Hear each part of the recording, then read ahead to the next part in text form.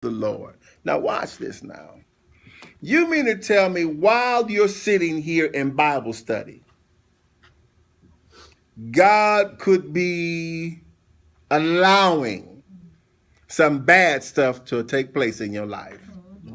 I know it's a hard truth. We don't like to see God like that. We don't want to say that about God. Not our loving God, not our caring God, not our protecting God, not God of Abraham, Isaac, and Jacob. Not God, the Father of Jesus Christ.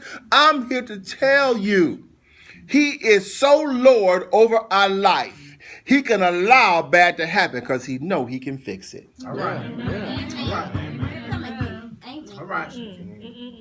See, when you know what, okay, now, wait a minute. Now, if someone brought you something and they know you, okay, I'm gonna use Keith. Keith is good at his job. Keith Ruffin is good. Raise your hand, Keith. Good at his job. So when I first got here, they appointed Keith my KO. Okay, well, I didn't know, and didn't nobody, tell me that he was a pretty strict, KO. So I brought him a award. I brought him some scales. He brings me the thing back full of red marks on it, full of red ink pens. I'm like, what's up with the red ink? He said, this is what need correcting. I said, well, I need to do this over there because everything is wrong. It's all red. It's okay. And I go back to my desk and I say to myself, wait a minute, watch this now. What? Listen. If I take my stuff to God and He put red marks all over it, it's because He doesn't want me to be subpar. Yeah. Oh, we don't. He don't want me to be average. Right.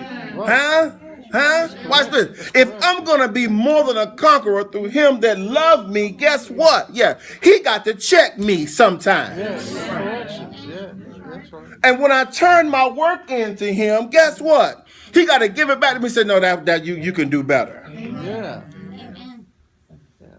You can do better. I'm not going to let you on. I'm not going to let you go further until you get an A on this. How many of you know if you don't pass the test that God gives you, you just keep seeing it again?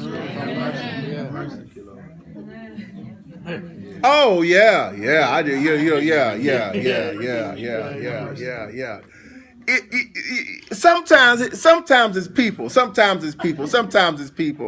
And what God really wants you to do is let that person go.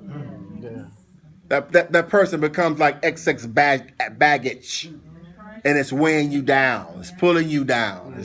It's stopping something. It's halting something. It's preventing something. Watch this.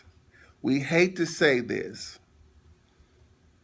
but what Job is about to go through, apparently, God, Lord of Job's life, doesn't want Job to have it anymore. Can you argue with God? No.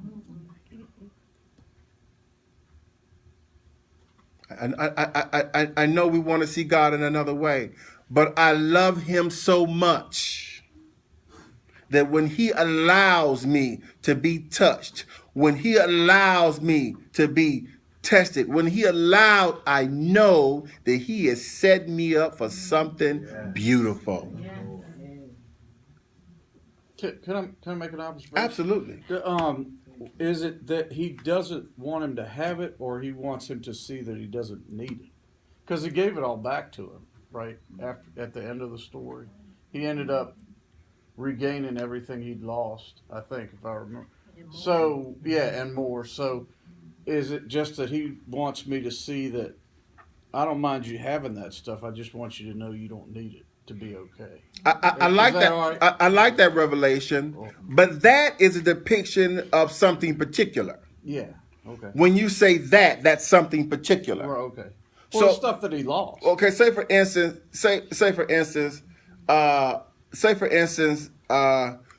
you lost a spouse. Okay. You understand what I'm saying? Yeah. You lost that spouse. Okay, that spouse is something particular. Right. That's something definitive. Yeah. Not that God didn't want you to have another spouse, but what about that spouse? Oh, okay. So now, watch this now. Watch this.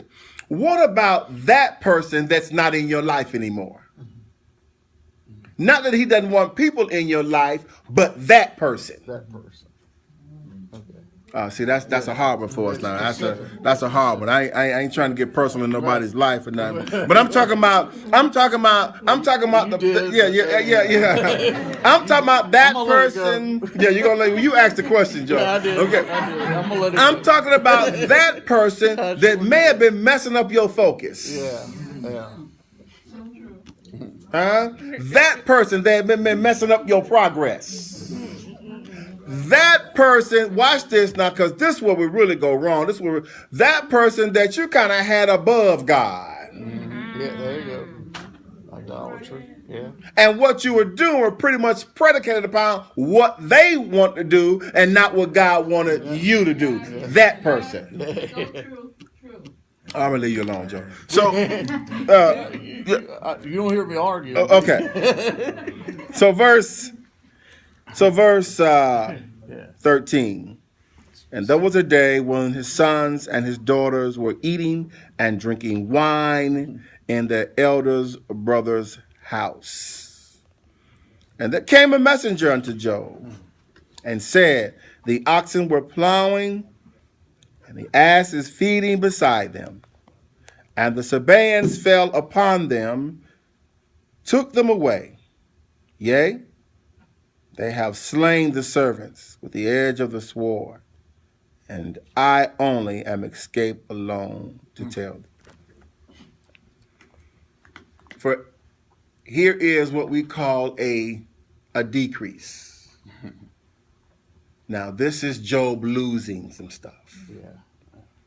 This is Job losing. Now, we're talking about God's protection. How do you see God as your protector when you're losing stuff? When you're losing what you've worked for? How, Reverend, tell me, how do I see God as my protector when the report is some folks who worked for me were slain?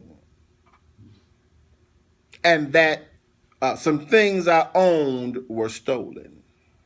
How is God my protector? I want you to get very personal with the word my. Because my is the strongest depiction of you. The report was not you were slain, you were stolen. We're talking about God protecting you. Yeah. We're talking about God's protection for you. And though some bad stuff may happen to what you own and what you love, I said earlier when we started, if you live to talk about it, God was protecting you. Yeah, that's right. Yeah. In the negative, you have to stretch for a positive now. Right.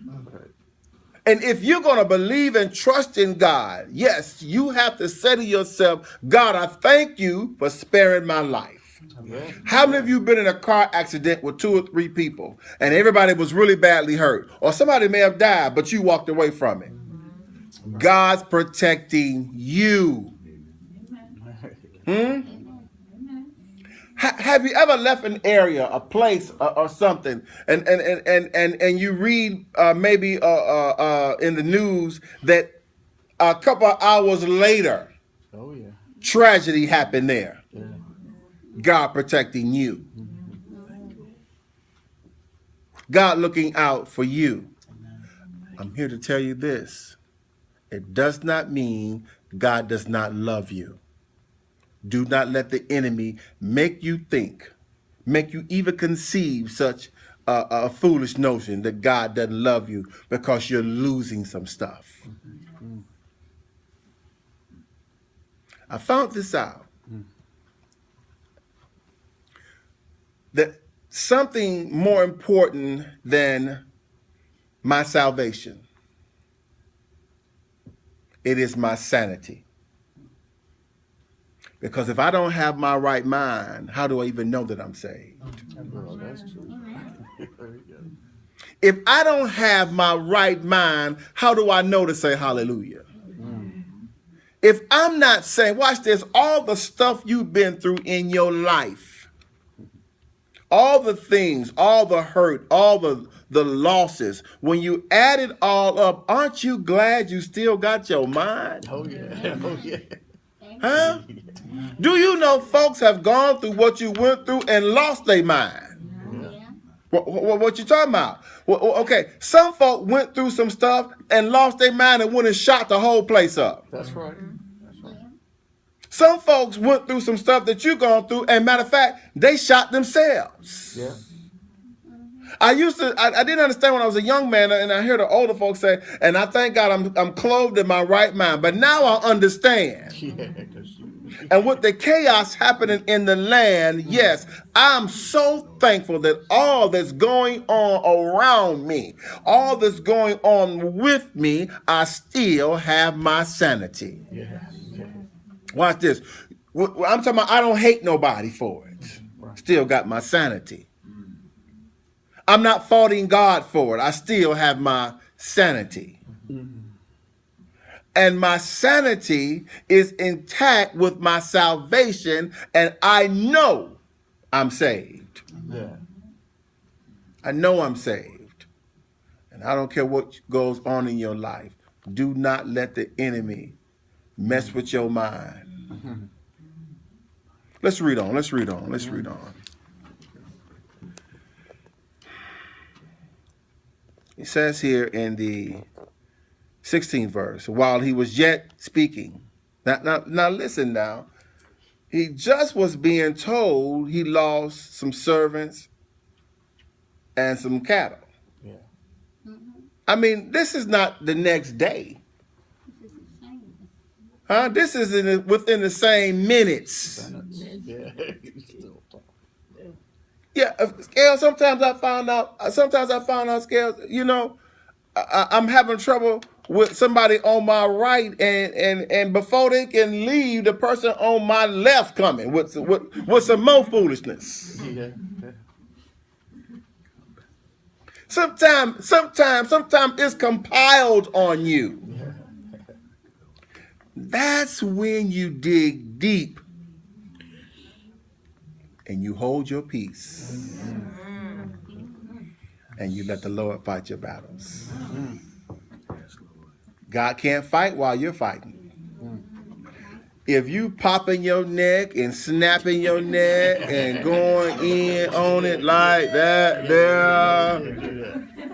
No, you didn't play. Yeah, if you, God got it. He can't do nothing. No, he got let go. But if you go to praying